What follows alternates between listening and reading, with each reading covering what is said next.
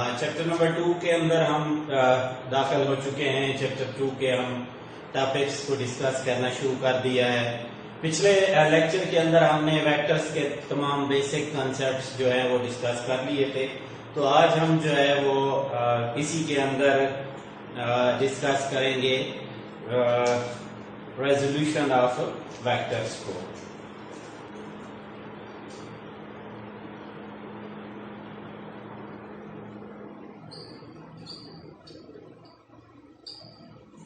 जी जनाब, resolution of vector क्या होती है? जैसा कि नाम से जाहिर है, रेजोल्यूशन बेसिकली वर्ड है जिसको रिजॉल्व से निकाला गया है।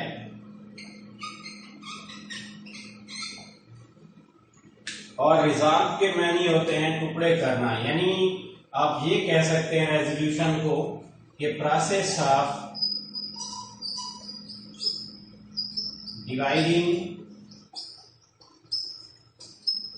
a vector into components।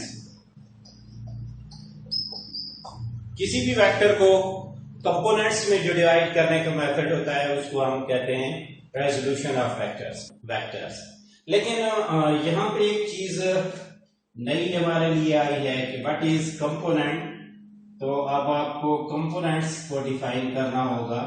Component of vector क्या होता है, पहले हमें पता होना चाहिए। जो टर्मिनोलॉजीज नेक्स्ट लेक्चर के अंदर हमने यूज करनी है।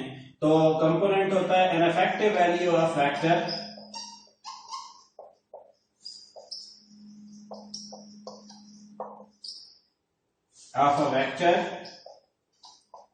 इन a specific direction.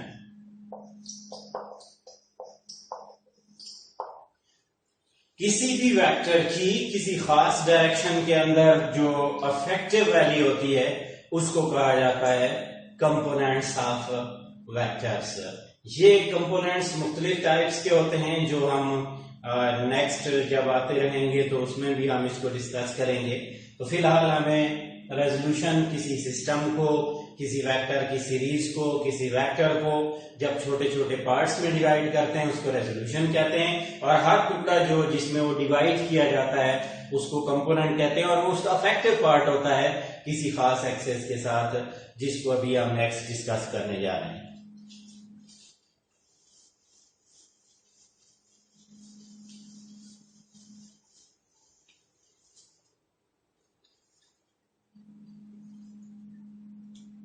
Resolution of a vector into rectangular components।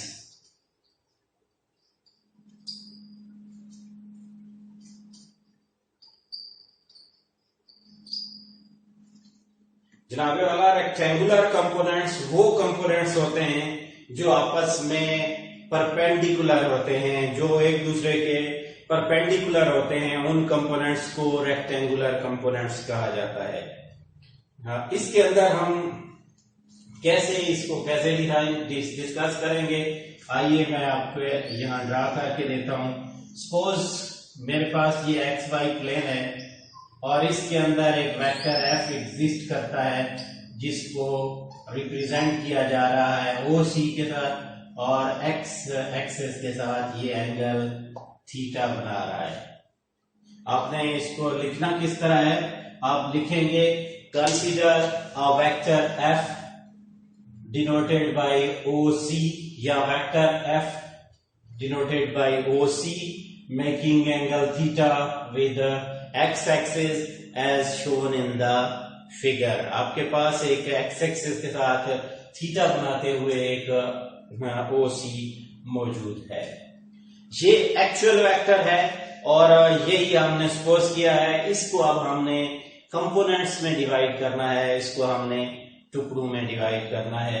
तो हम क्या करते हैं, यहां पर एक line we draw a perpendicular, यहां पर आप एक परपेंडिकुलर ड्रा करें जो कि आपके पास, इसको आप बी का नाम दे दें, या ओ ए का नाम दे दें।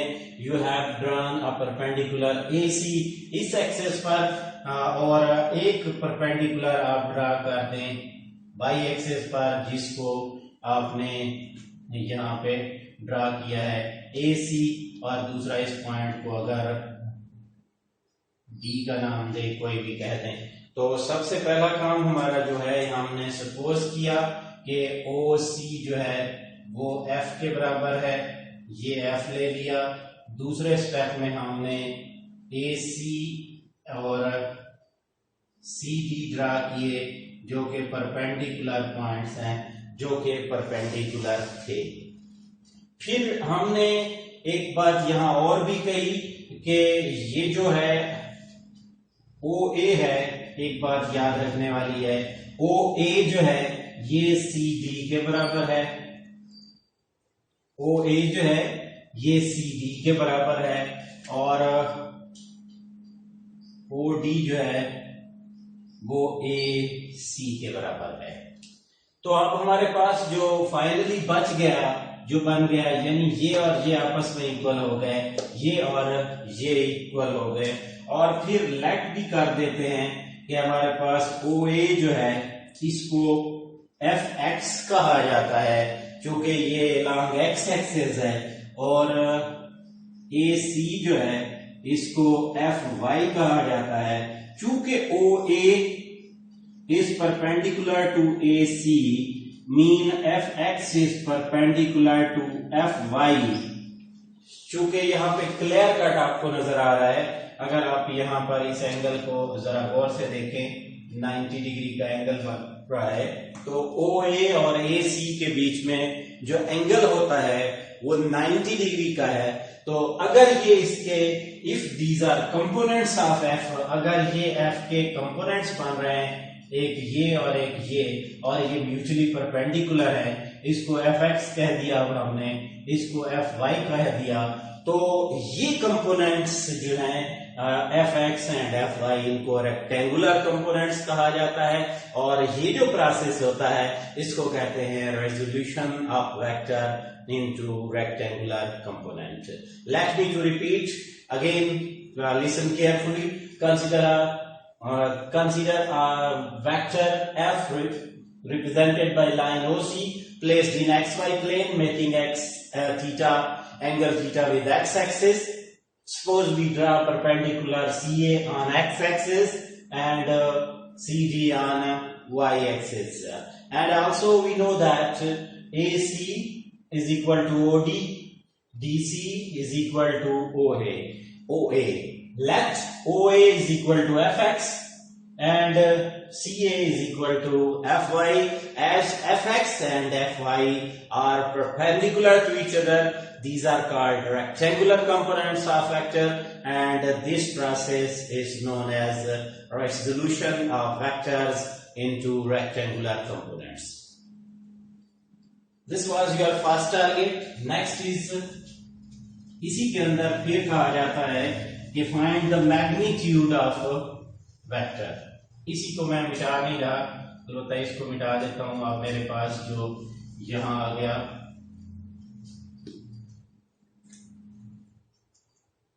Calculation of magnitude.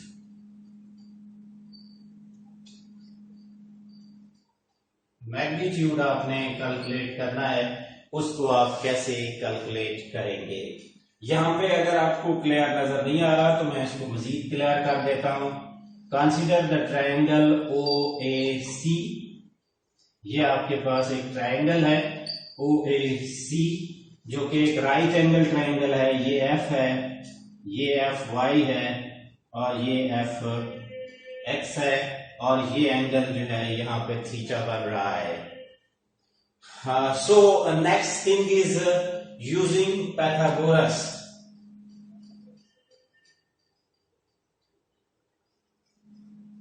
Pythagoras on triangle OAC, right angle triangle के ऊपर आपने Pythagoras यूज करना है।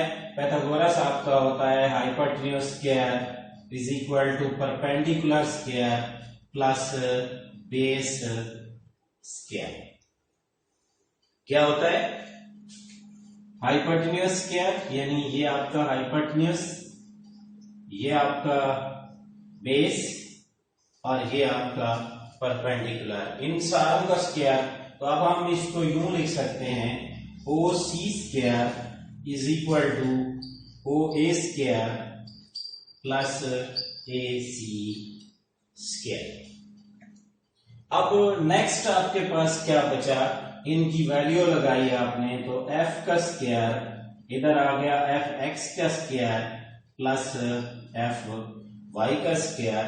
अगले स्टेप में आप स्क्वायर रूट ले लें, तो ये आ जाएगा एफ एक्स का स्क्वायर प्लस एफ वाई का स्क्वायर, और ये आपके पास आ जाती है in the form of magnitude, in the form of rectangular components. Rectangular components की शक्ल में जब आपका मैग्नीट्यूड होता है, फिर बता देता हूं, राइट एंगल ट्रायंगल ले लिया है, फिर उसमें पाइथागोरस थ्योरम यूज किया है, इसका स्क्वायर इन दो के स्क्वायर के इक्वल होना चाहिए, और फिर आपने स्क्वायर रूट ले लिया, तो आपके पास ये चीजें यहाँ पे आ जाएंगी।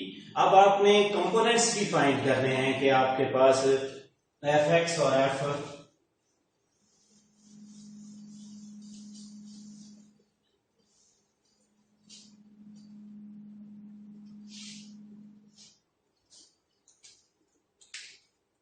सबसे पहले आप निकालें cos theta. Right angle triangle में आपके पास वो आपको फार्मूला याद होगा, some people have curly brown hair. Some people have यानी जो साइन होता है वो परपेंडिकुलर बाय हाइपोटेन्यूज होता है, कर्ली यानी cos जो होता है, ब्राउन हेयर यानी बेस ओवर हाइपोटेन्यूज के इक्वल होता है। तो इस वजह से हम इसको लिखेंगे बेस डिवाइडेड बाय हाइपोटेन्यूज। तो ये आपके पास आ जाएगा जनाब में वाला, इसके अंदर जो वैल्यू इसकी आ जानी है वो होगी F x divided by F. तो आपका जो एफ एक्स होगा वो आ जाएगा एफ cos थीटा के। मैंने क्या किया है, मैंने सिर्फ और सिर्फ इस जो एफ था इसको इस साइड पे मल्टीप्लाई कर दिया, ये मेरा एक्स कंपोनेंट आ गया। इसी तरह अगर मुझे साइन थीटा निकालना है,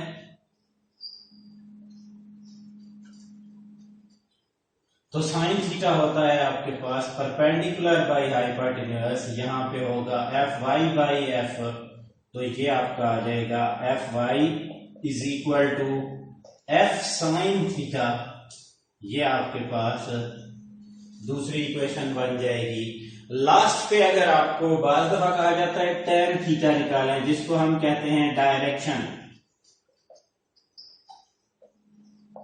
तो tan थीटा होता है साइन ओवर cos या परपेंडिकुलर बाई बेस, दोनों से आप निकाल सकते हैं ये। और मैं दोनों मेथड से करता हूं, F Y by F, F X by F, ये दो कट गए, F Y by F X, theta tan उधर जाएगा तो इनवर्स बन जाएगा F Y by F X. These are the rectangular components, these are the values of fx and fy, and this is the final angle, this is the angle that the vector has made with the x-axis। आखिरी चीज एक point यहाँ पे आपको तवज्जो दिलाऊंगा आपकी, जिसके लिए आपको थोड़ा सा यहाँ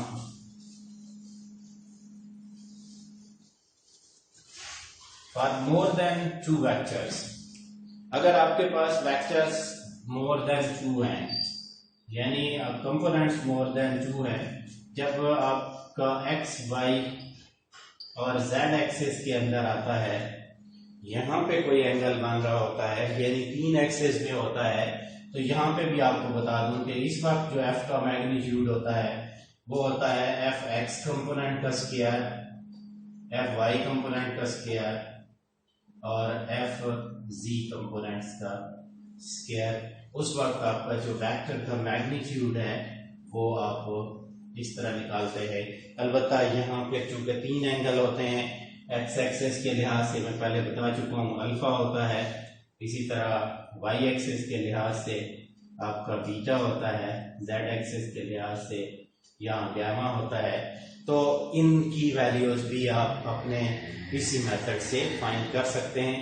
तो यहाँ तक अगर आपको कोई चीज़ क्लियर नहीं है तो आपको यहाँ तक पूछना चाहिए, फिर मैं एक दो चीज़ें, हाँ पिछले लेक्चर में एक दो बातें मैंने वहाँ पे डिस्कस नहीं की थी बेटा। 3 चीज़ें होती हैं एडिशन के अंदर जो कि आपने यहाँ याद रखनी है।